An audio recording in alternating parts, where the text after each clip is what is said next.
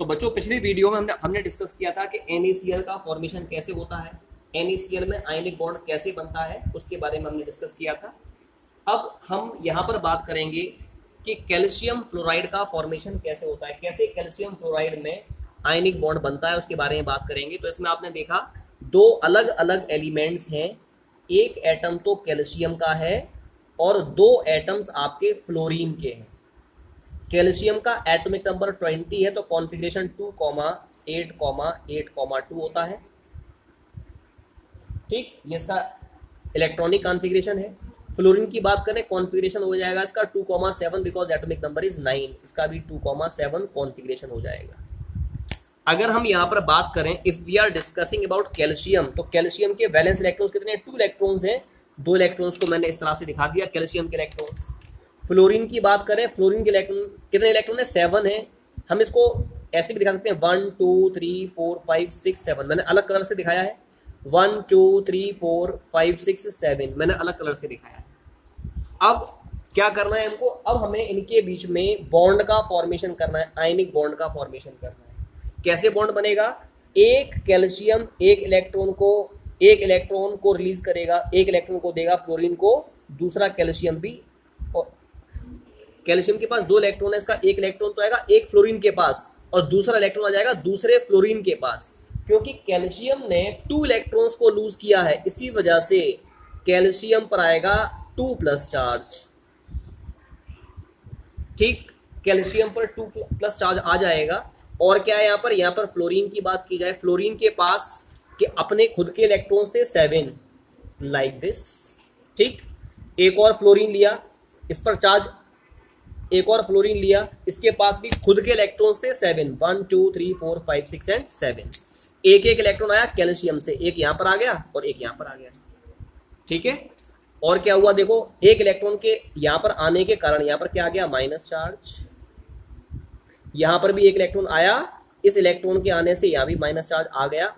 इस कैल्शियम और जो फ्लोरीन के बीच में जो फोर्स ऑफ इंटरेक्शन डेवलप हुआ, this force of interaction is called as ionic bond. इसी को हम लोग आयनिक बॉन्ड कहते हैं।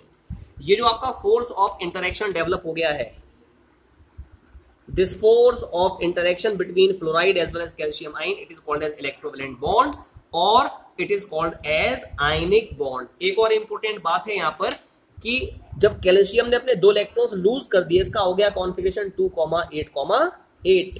फ्लोरीन के पास इलेक्ट्रॉन आया, इसका हो गया कॉन्फ़िगरेशन 2,8, इसका भी हो गया 2,8। अब जो 2,8,8 कॉन्फ़िगरेशन है वो जिस नोबल गैस का होता है वो है आपका आर्गन। मतलब इलेक्ट्रॉन को लूज करने के बाद ये स्टेबल नोबल गैस यानी आर्गन के कॉन्फ़िगरेशन को अटेन कर रहा है। ये दोनों एलिमेंट्स भी जिस नोबल गैस के कॉन्फ़िगरेशन को अटेन कर रहे हैं वो नियोन है। ये भी नियोन का कर रहा है और ये भी नियोन के कॉन्फ़िगरेशन को अटेन कर रहा है।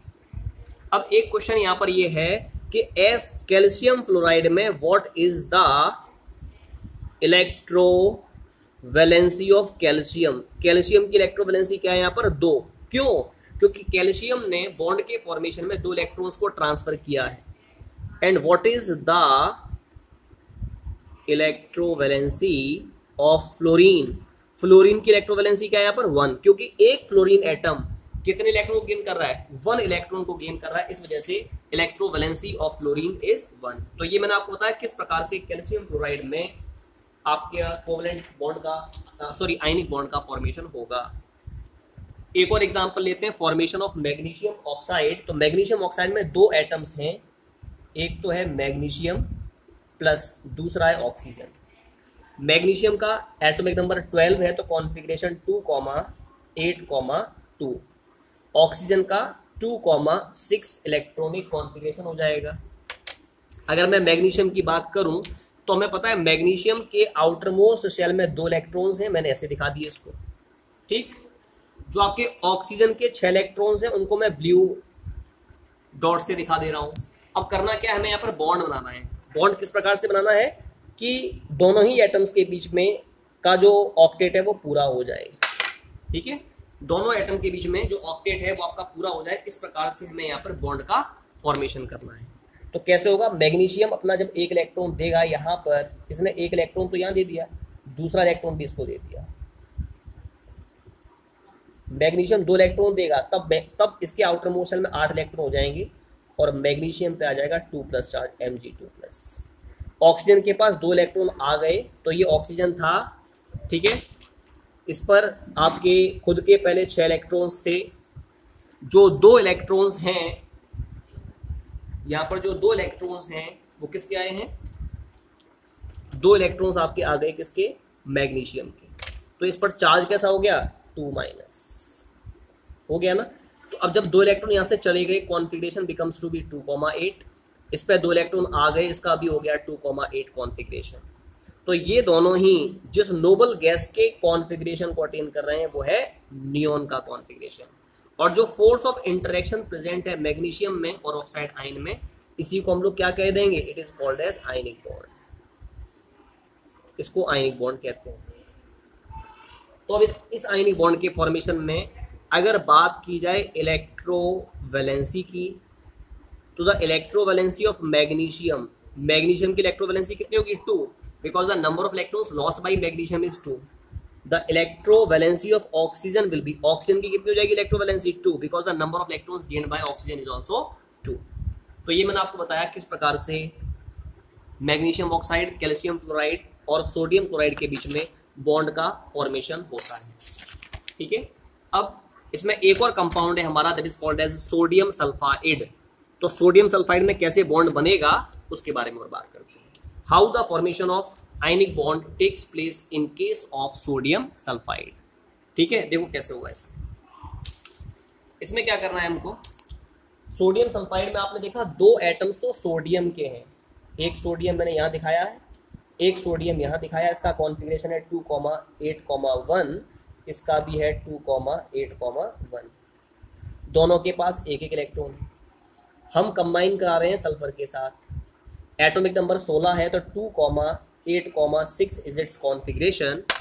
अगर मैं यहाँ पर सल्फर की बात करता हूँ तो सल्फर में आपने देखा 6 electrons I am representing by light blue colour. 1 2 3 4 5 6 electrons को ऐसे रिप्रेजेंट कर रहा हूँ मैं।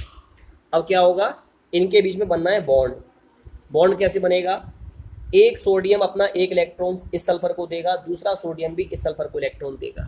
तो दोनों ही सल्फर के एटम ने एक एक इलेक्ट्रॉन दिए हैं। इस सोडियम ने एक इलेक्ट्रॉन दिया, इस पर आया Na+, ठीक है। इस सोडियम ने भी एक इलेक्ट्रॉन दिया, इस पर आया Na+। इसका कॉन्फ़िगरेशन हो गया 2,8, इसका भी हो गया 2,8। और क्या हुआ, यहाँ पर ये सल्फर था, 2 इलेक्ट्रॉन्स यहाँ पर आ गए सोडियम से, ठीक है। अगर सल्फर की बात की जाए 1 2 3 4 5 6, ठीक, क्लियर है बात। तो यहाँ पर क्या हो गया, यहाँ पर आपका 2- चार्ज आ गया ना। और यहाँ पर जो फोर्स ऑफ इंटरेक्शन होगा, ये जो फोर्स ऑफ इंटरेक्शन होगा बिटवीन S+- एंड Na+, इसी को हम लोग आयनिक बॉन्ड कहेंगे। जब 2 इलेक्ट्रॉन्स यहाँ पर आ गए, इसका हो गया कॉन्फ़िगरेशन 2,8,8। तो आपने देखा Na+ जो है वो जिस नोबल गैस के कॉन्फ़िगरेशन को अटेन कर रहे हैं वो नियोन है, और सल्फर जिस नोबल गैस के कॉन्फ़िगरेशन को अटेन कर रहा है वो आर्गन है। तो इस प्रकार से यहाँ पर भी आयनिक बॉन्ड का फॉर्मेशन हुआ है। एक और इंपॉर्टेंट बात अगर इसमें आपसे पूछा जाए, what is the electrovalency of sodium. Sodium की इलेक्ट्रोवैलेंसी क्या है? 1, because the number of electrons lost by sodium is 1। What is the electrovalency of sulphur. Sulphur की क्या इलेक्ट्रोवैलेंसी? 2। क्यों है 2 सल्फर की वैलेंसी? क्योंकि सल्फर आपके 2 इलेक्ट्रॉन्स को गेन कर रहा है। तो ये मैंने आपको बताया किस प्रकार से बॉन्ड का फॉर्मेशन होता है इन सच टाइप ऑफ कंपाउंड्स। अब इसके बाद हम लोग बात करेंगे वो कौन कौन से फैक्टर्स हैं जो आयनिक बॉन्ड को फॉर्म करते हैं, आयनिक बॉन्ड के फॉर्मेशन में इन्वॉल्व होते हैं। What are those factors which are involved in the formation of ionic bond, उनके बारे में बात की जाएगी, ठीक है। तो इनमें से पहला है आयनाइजेशन एनर्जी। हम जानते हैं, पिछले चैप्टर में पढ़ी है हमने आयनाइजेशन एनर्जी। क्या होती है आयनाइजेशन एनर्जी? अगर हम कोई भी पर्टिकुलर एटम लें, we are taking isolated gaseous atom, किसी भी आइसोलेटेड गैसियस एटम में से मोस्ट लूजली हेड इलेक्ट्रॉन को हम निकालना चाहते हैं। तो इस इलेक्ट्रॉन को निकालने के लिए जितनी मिनिमम अमाउंट में एनर्जी रिक्वायर्ड होती है, it is called as the ionisation energy. Na है, इसमें एक इलेक्ट्रॉन ये जो प्रेजेंट इसको निकालना चाहते हैं तो ये कन्वर्ट हो जाएगा Na+ में। तो जितनी एनर्जी चाहिए इसको निकालने के लिए इलेक्ट्रॉन को, it is called as ionisation energy. एक इंपॉर्टेंट बात, ionisation energy extent of ionic bond के इनवर्सली प्रोपोर्शनल होती है। मतलब अगर आयनाइजेशन एनर्जी कम है तो आयनिक बॉन्ड के बनने की जो टेंडेंसी है वो अधिक होगी। अगर आयनाइजेशन एनर्जी ज्यादा है then less will be the tendency to form ionic bond, the extent of ionic bond will be less. It means that ionic bond के बनने के लिए आयनाइजेशन एनर्जी की वैल्यू कम होनी चाहिए। दूसरा है इलेक्ट्रॉन गेन एंथैल्पी या electron affinity. Electron gain enthalpy या इलेक्ट्रॉन एफिनिटी क्या होती है? The minimum amount of energy released, the amount of energy released from an isolated gaseous atom if we are adding an electron in its outermost shell. पढ़ चुके हैं हम लोग electron affinity को पिछले चैप्टर में। तो कहने का मतलब ये हो गया, एक इंपॉर्टेंट चीज है, इलेक्ट्रॉन गेन एंथैल्पी और इलेक्ट्रॉन एफिनिटी एक ही बात होती है, इनकी वैल्यू बराबर होती है। तो इलेक्ट्रॉन एफिनिटी के एक्सटेंड ऑफ आयनिक बॉन्ड जो होता है वो डायरेक्टली प्रोपोर्शनल होता है। आपने एक चीज देखी, ionisation is the amount of energy required to remove the electron from the outermost shell of an atom, and electron gain enthalpy is the amount of energy released, it is the amount of energy released, बल्कि ionization energy is the amount of energy required। तो extent of ionic bond जो होगा वो electron affinity के directly proportional होता है। इसका मतलब अगर इलेक्ट्रॉन एफिनिटी अधिक है, अधिक अमाउंट में एनर्जी निकल रही है, इसका मतलब इलेक्ट्रॉन आपका आसानी से एक्सेप्ट हो रहा है, तो आयनिक बॉन्ड के बनने की टेंडेंसी ज्यादा होगी। तीसरा फैक्टर है जो आयनिक बॉन्ड के फॉर्मेशन को अफेक्ट करता है वो होता है लैटिस एनर्जी। लैटिस एनर्जी क्या होती है? अगर हम दो अपोजिटली चार्ज आयंस लें और उनको आपस में कंबाइन कराएं और कंबाइन करने के बाद अगर 1 मोल आयनिक कंपाउंड का फॉर्मेशन हो तो 1 मोल ऑफ आयनिक कंपाउंड के फॉर्मेशन में जितनी अमाउंट ऑफ एनर्जी रिलीज होती है that amount of energy release is called as lattice enthalpy और लैटिस एनर्जी। लैटिस एनर्जी क्या है? किसी भी आयनिक कंपाउंड के 1 मोल के फॉर्मेशन में जितनी minimum amount of energy release होगी, कब? जब दो अपोजिटली चार्ज आयंस आपस में एक दूसरे के साथ कंबाइन करेंगे, तो उस minimum amount of energy release को हम लोग लैटिस एनर्जी कहते हैं। लैटिस एनर्जी 2 फैक्टर्स पर डिपेंड करती है, एक तो वो आयंस जो आपस में कंबाइन कर रहे हैं उन पर चार्ज क्या है, साथ में इन दोनों का डिस्टेंस क्या है। जब भी वो आपस में कंबाइन करते हैं और कंबाइन करने के बाद क्रिस्टल लैटिस को फॉर्म करते हैं, क्रिस्टल लैटिस को फॉर्म करते हैं। तो उस क्रिस्टल लैटिस में जो अपोजिटली चार्ज आयंस हैं उनके बीच का जो डिस्टेंस होता है उसके लैटिस एनर्जी इनवर्सली प्रोपोर्शनल होती है। मैंने यहाँ पर एक शब्द यूज किया है लैटिस स्ट्रक्चर। लैटिस स्ट्रक्चर का मतलब ये होता है जब भी किसी आयनिक कंपाउंड की बात की जाती है, जैसे मैं NaCl की ही बात करूं तो NaCl का स्ट्रक्चर मैं यहाँ पर ड्रॉ करने की कोशिश कर रहा हूं, ये NaCl का स्ट्रक्चर है। This is the structure of NaCl that I am representing here.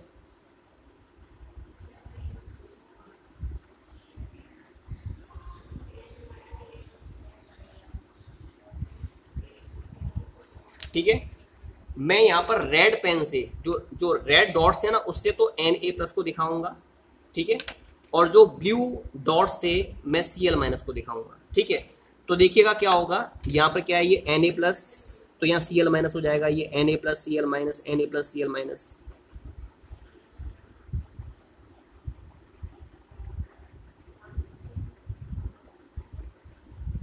ठीक है, अब Cl- मैं साथ में करता जा रहा हूं तो बेटर रहेगा।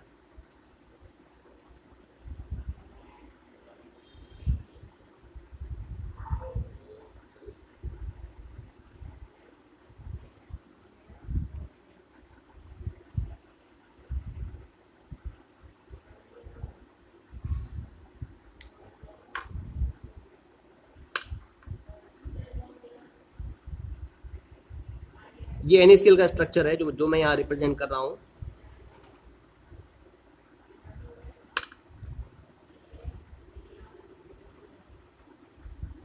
ये NaCl का स्ट्रक्चर है। NaCl का जो स्ट्रक्चर मैंने ये जो रिप्रेजेंट किया ना 3D स्ट्रक्चर, इसी को बोलते हैं हम लोग क्रिस्टल लैटिस स्ट्रक्चर। तो जब भी कोई आयनिक कंपाउंड बनता है तो उसके क्रिस्टल लैटिस स्ट्रक्चर में कोई भी दो अपोजिटली चार्ज आइंस के बीच का जो डिस्टेंस है उसके लैटिस एनर्जी इनवर्सली प्रोपोर्शनल होती है, और जो अपोजिटली चार्ज आइंस हैं उन पर पाए जाने वाले चार्ज के लैटिस एनर्जी डायरेक्टली प्रोपोर्शनल होती है। ये मैंने आपको इसके बारे में बताया है। अब आयनिक बॉन्ड के फॉर्मेशन के लिए कौन सी कंडीशन रिक्वायर्ड है? आपने एक चीज देखी, लैटिस एनर्जी और electron gain enthalpy is the amount of energy released, जबकि ionisation energy is the amount of energy absorbed. तो अगर किसी भी पर्टिकुलर आयनिक बॉन्ड के फॉर्मेशन में इलेक्ट्रॉन एफिनिटी और लैटिस एनर्जी की वैल्यू अगर अधिक है आयनाइजेशन एनर्जी से, तो आयनिक कंपाउंड का फॉर्मेशन होता है, आयनिक बॉन्ड का फॉर्मेशन होता है। तो आयनिक बॉन्ड के फॉर्मेशन में इलेक्ट्रॉन एफिनिटी और लैटिस एंथैल्पी की वैल्यू अधिक होनी चाहिए in comparison to the ionisation energy, then only it result into the formation of ionic bond, तभी वो आयनिक बॉन्ड को बनाता है।